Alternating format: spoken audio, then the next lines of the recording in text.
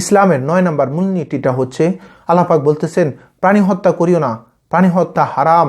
কোনো ব্যক্তি যদি প্রাণী হত্যা করে সে কবিরা গুনার মধ্যে অন্তর্ভুক্ত হইল, সে কবিরা গুনাহ করে ফেলো। প্রাণী হত্যা হারাম। প্রত্যেকটা প্রাণীর আপনি কাল কিয়ামতের ময়দানে আপনি জিজ্ঞাসিত হবেন এই প্রাণীটা কেন মারছেন। আমরা অনেক সময় এখন শীতকাল অনেক অতিথি পাখিরা আসে।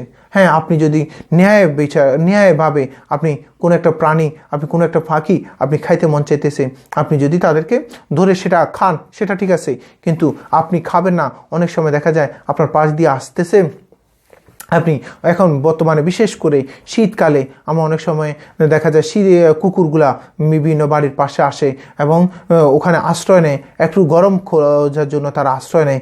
আমরা অনেক সময় অন্যায়ভাবে তাদের উপর লাঠি চার্জ করি, আমরা দেখা যায় তাদের উপর গরম পানি মেরে দিই, তাদের চামড়াটা খসে পড়ে যায়, এরকম হয়ে যায়, এমনভাবে তাদেরকে আঘাত করি তাদের হাত পা সব ভেঙে যায়। অনেক সময় বিড়ালগুলা আপনার বাড়িতে আসে আশ্রয় গ্রহণ করে, আপনি এটা কি করেন, অন্যায়ভাবে তাদেরকে আঘাত করেন।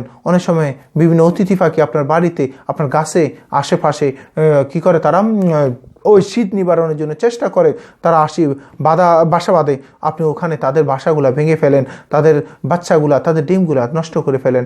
মনে রাখবেন সমস্ত মাকলুকাত আপনাকেও তো তাদের মতো করে দিতে পারতো, আবার তাদেরকে আপনার মতো করে দিতে পারতো। শুধু তো একটা আপনার রুটা কি করছে মানুষের মধ্যে দিয়েছে, তাদের রুগুলা পাখির মধ্যে দিয়েছে। আপনি কি তাদের উপর অন্যায় আচরণ করতেছেন। দেখা যায় কোনো কারণে কারো উপর মেজাজ গরম হলে আমরা যারা পশু পাখি পালন করি তাদের উপর আমরা ওই মেজাজগুলো উঠাই। কোনো কারণে যদি আপনি সাংসারিক যে জীবনে একটু চিৎকার চেঁচামেচি করেন, একটু ঝগড়াঝাটি করেন, ওই রাগটা আপনি কি করেন, গরুর উপর দিয়ে, ছাগলের উপর দিয়ে, ভেড়ার উপর দিয়ে উঠায় ফেলেন। আপনি দেখা যায় কি আপনি আপনার সামর্থ্যের মধ্যে আপনি দেখা যায় আপনি যে জিনিসগুলো দরকার নাই এই জিনিসগুলো করে ফেলেন। মনে রাখবেন এই জিনিসটা আপনি যে করতেছেন, এই অন্যায়টা করতেছেন, একটা প্রাণীকে হত্যা করতেছেন, আপনি একটা প্রাণীর জীবন দিতে পারবেন বলেন তো? আপনি চলতেছেন রাস্তার মধ্যে, এখন দেখা যায় বেশিরভাগ সময় রাস্তার মধ্যে একেবারে ফিব্রাল লাইন ধরে চলতেছে, এক রাস্তার এক পাশ থেকে উপর পাশে।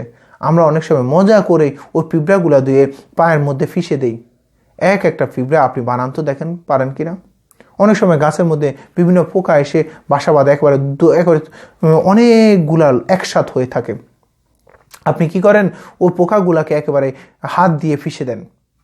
অনেকগুলা পাখি আসি আপনার গাছের মধ্যে বাসা বাঁধছে, আপনি কি করেন, ঢাল দিয়ে অথবা কি করেন ডিল ছুঁড়ে তাদের বাসাটা ভেঙে দেন। ব্যাঙ খেলা করতেছে পুকুরের মধ্যে, আপনি গিয়ে ওখানে ডিল ছুঁড়া শুরু করেন, তাদের খেলার মধ্যে আপনি নষ্ট করে ফেলেন। আপনি দেখা যায় কি প্রত্যেকটা জায়গায় অঙ্গে প্রত্যঙ্গে আমরা প্রত্যেকটা অংশের মধ্যে দেখা যায় অসংখ্য প্রাণী ছড়িয়ে ছিটিয়ে আছে। আপনি দরকারের বাইরে একটা প্রাণীও যদি হত্যা করেন, আপনি কিন্তু কাল কিয়ামতের ময়দানে আল্লাহর দরবারে আপনি জিজ্ঞাসিত হবেন। আমরা অনেক সময় অনেক ধরনের পশু আমরা পালন করে থাকি, আমরা ওই পশুগুলাকে যদি কোনো কারণে আমার আচরণের কারণে যদি তারা মারা যায়।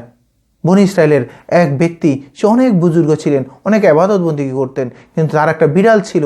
ওই বিড়ালটাতে সে কী করতো, ফালতো, কিন্তু তাকে সুন্দরভাবে খাওয়া দাওয়া তার ব্যবস্থা করতো না। খাওয়ার অভাবে ক্ষুধার জ্বালায় সে বিড়ালটা একদিন মারা গেল। রাসূল সাল্লাল্লাহু আলাইহি ওয়াসাল্লাম বলে ওই বিড়ালটা মারার কারণে তাকে বাইর হইতেও দিল না এবং খাওয়াও দিল না। এই কারণে ওই ব্যক্তিটা নামাজ বন্দেগী, ইবাদত বন্দেগী যা করছে সমস্ত কিছু আল্লাহর কাছে একবারে নাই হয়ে গেছে। আল্লাহ পাক তার কোনো কিছু গ্রহণ করে নাই, তাকে ওই বিড়ালটা মারার জন্য তাকে জাহান্নাম দিয়ে দিয়েছে। আল্লাহ নাউজুবিল্লাহ। আর একজন খারাপ মহিলা, সে কী করতো, যত প্রকার অশ্লীল কাজ ছিল সমস্ত কিছু করত। এক কুকুর, পিপাসার্থ কুকুরকে সে কী করছে, একদিন পানি খাওয়াইছে। আল্লাহ পাক ওই পিপাসার্থ কুকুরকে পানি খাওয়ার উসিলায় আল্লাহ পাক তার সমস্ত গুনাহ খাতা মাফ করে দিয়েছে। এই জন্য আমরা পশুদের প্রতি সদয় হব, পশুদের প্রতি বিনয় হব। শীতের সময় তাদেরকে চেষ্টা করব, তা আমার সামর্থ্যের মধ্যে আমি তাদেরকে কী করব, গরম দেওয়ার জন্য তাদেরকে যদি সম্ভব থাকে হয়তো গরু ছাগল এদের গৃহপালিত পশুদেরকে আমরা কি করব, একটু ছোটের জামা পরিধান করে দেব। আমার বাড়ির পাশে অনেকগুলা পাতা, অনেকগুলা লাকড়ি এনে আমি একটা ছাই করে একটা ছাইয়ের স্তূপ বানিয়ে আমরা বিভিন্ন কুকুর বিড়াল এদেরকে কি করব, গরম উষ্ণতার জন্য তাদেরকে ব্যবস্থা করে দেব। এভাবে করে তাদেরকে সামর্থ্যের মধ্যে আমরা সর্বাত্মক তাদেরকে আমরা কি করব, সাহায্য সহযোগিতা করব। তাদেরকে আমার একটু খাওয়া দাওয়ার একটু বেঁচে গেছে, ওগুলা তাদেরকে খাওয়ানোর জন্য আমরা চেষ্টা করব। আমার একটু বা একটা প্লেটের মধ্যে রেখে দিব, কোনো যদি পশু পাখি আসি ওগুলা খায়, আমরা কি করব, তাদেরকে খাওয়ানোর জন্য ব্যবস্থা করব। আমাদের দেখা যায় ঘরের মধ্যে বিভিন্ন ধরনের পাখি এসে বাসা বাঁধে, আমরা দেখা যায় ওই পাখিগুলোকে ঘর থেকে বাইর করার জন্য যা যা করা দরকার সমস্ত কিছু করি। অনেক সময় দেখা যায় অসংখ্য পাখিগুলোকে মেরে হাত পা ভেঙে দিই, নাউজুবিল্লাহ। এদিকে আপনি কিন্তু জিজ্ঞাসিত হবেন, এই জন্য কোনো পাখি তো হত্যা করা যাবে না।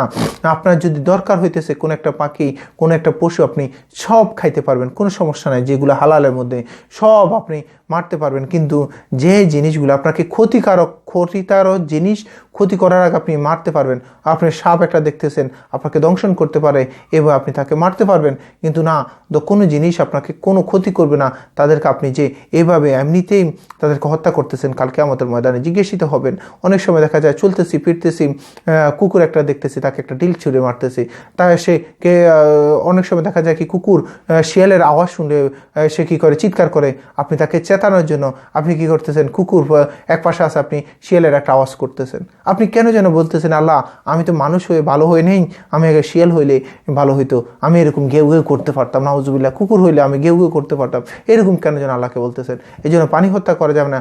আমরা কখনো পানি হত্যা করা হারাম, ন্যায়সঙ্গতার বাইরে, বিচারের বাইরে।